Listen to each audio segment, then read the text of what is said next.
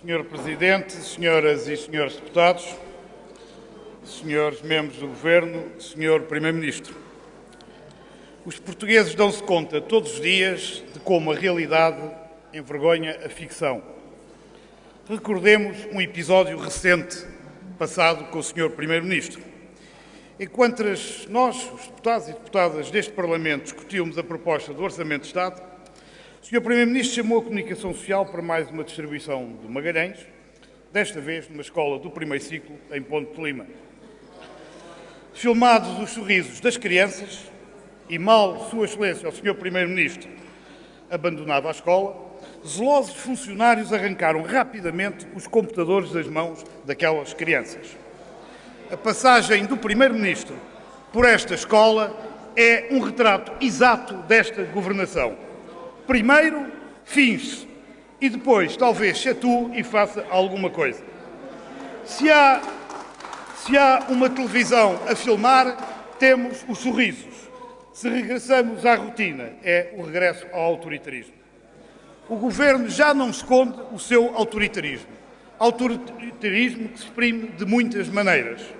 Queria lembrar-lhe, Sr. Primeiro-Ministro, que no dia da aprovação na generalidade deste Orçamento de Estado, fez este Parlamento votar, incluindo 5 deputados do seu partido, um Código do Trabalho que impõe a precarização de todas as relações laborais, rasgando os compromissos que o Partido Socialista tinha estabelecido e definido em 2003. Nos CTTs, o Governo manda pagar 400 € a cada trabalhador que assine e se resigne à perda dos seus direitos e demite cada responsável por serviço que não tenha aceito esta indignidade. Perante os professores, este autoritarismo chega ao absurdo da imposição de normas ilegais, de ameaças e até mesmo de atitudes persecutórias. A senhora Ministra da Educação tornou-se o símbolo do autoritarismo que é a marca desta maioria absoluta. E é em nome deste autoritarismo que o Governo fará aprovar um orçamento de fantasia, que não quer ver, que não quer ouvir e que não quer tratar dos problemas do país. O Sr. Primeiro-Ministro criou mesmo um tique de satisfação. Quanto pior forem as notícias da economia e do emprego, mais o Governo elogia a superioridade de Portugal em relação aos pobres governantes de outros países, esses sim mergulhados na mais escura crise. A economia estagnou no verão? Ótimo, diz o Sr. Primeiro-Ministro, porque os outros já estão em recessão. Portugal entra em recessão no outono e inverno? Magnífico, diz o Sr. Primeiro-Ministro, porque os outros países têm uma recessão pior que a nossa. O desemprego subiu 40 mil no último trimestre. A coisa está a correr bem, pensa o Sr. Primeiro-Ministro, porque em Espanha é muito pior. Não, Sr. Primeiro-Ministro, Portugal não está a passar uma crise passageira. Todos os portugueses já sabem que em crise estamos há 8 anos, sempre a perder poder de compra e a divergir economicamente do resto da Europa.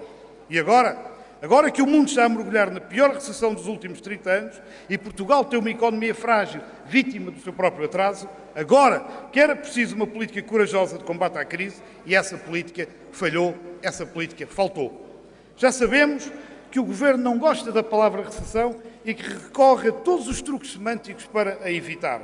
Mas, Sr. Primeiro-Ministro, não é por evitar falar de recessão e reconhecer as evidências que esconjura os maus resultados da economia portuguesa.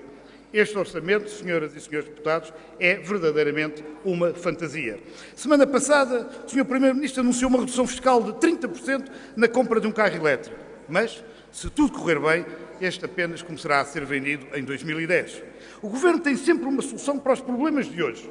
E a solução é sempre a promessa de um desconto de 30% para daqui a uns anos. Em setembro, o Sr. Primeiro-Ministro inaugurou um call center que criará no futuro 1000 empregos. Mas esse futuro é só daqui a um ano. Agora, prometeu o aumento do abono de família, mas só para ser pago na véspera, precisamente na véspera das eleições. Tudo é fácil para este Governo se tudo fica para amanhã. Por isso, este orçamento demonstra o falhanço de uma política. O problema, ao contrário do que diz a direita, não é haver investimento público a mais. O problema, Sr. Primeiro-Ministro, é haver investimento público a menos e que é agora menor do que era no primeiro ano da sua governação. Menor, exatamente quando devia ser maior, mais qualificado e mais competente. Este orçamento é errado. E é errado porque é uma autorização de despesa sem limite, sem projeto e sem condições. Durante estes anos nunca houve dinheiro para nada.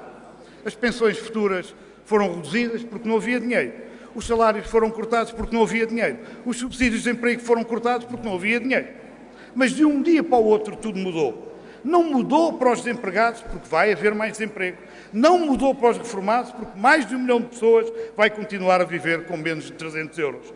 Tudo mudou, mas para os afortunados deste país.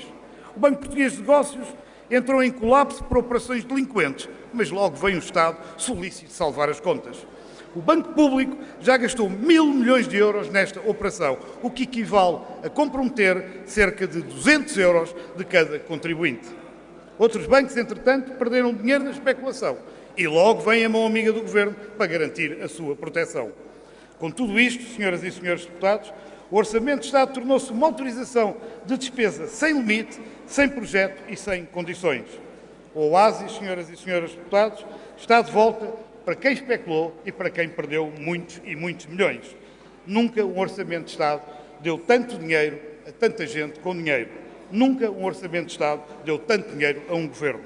São autorizações de déficit de quase 5 mil milhões, mais autorizações de dívida pública de outros 24 mil milhões, mais benefícios fiscais para 8 mil milhões de euros que escapam aos impostos. Tudo junto, senhoras e senhores deputados, são quase 40 mil milhões, ou seja, 1/4 do produto total do país, que são entregues nas mãos deste Governo. É ainda, senhoras e senhores deputados, o orçamento mais eleitoralista. O Governo fará o que quiser, quando quiser e como quiser. Temos a certeza, no entanto, que não o fará. Não melhorará as pensões para responder à emergência social.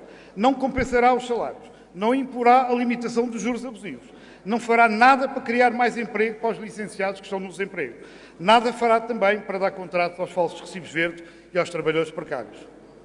Em resumo, senhoras e senhores deputados, o Governo nada fará para mudar e vencer a grave crise social e económica que o país atravessa. O Governo, infelizmente, prefere continuar a fantasia. O Bloco de Esquerda vota contra esta fantasia e, por isso, votará contra o Orçamento de Estado. Muito obrigado.